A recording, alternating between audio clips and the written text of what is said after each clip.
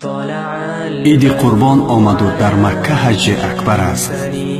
دوست را تبریک کردن سنت پیغمبر است.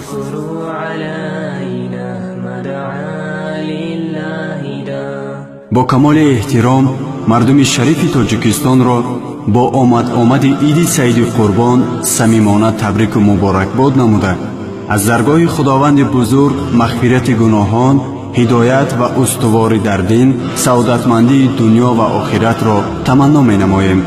بگذار خداوند بزرگ از برکات این لحظه های مبارک همه ما را برخوردار بگرداند. آن خداوندی که در دل نور ایمان آفرید، در شب تاریک بنگر ماه تابان آفرید. تیغ را بر حلق اسماعیل پیغمبر نهاد، بعد از آن بر مومنانش عید قربان آفرید.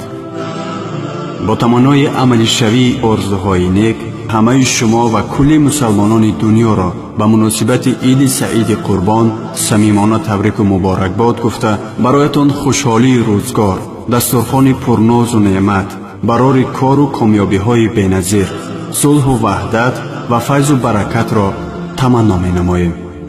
عید سعید قربان مبارک باشد هموطنان عزیز. عید سعید قربان مبارک. عید سعید قربان مبارک.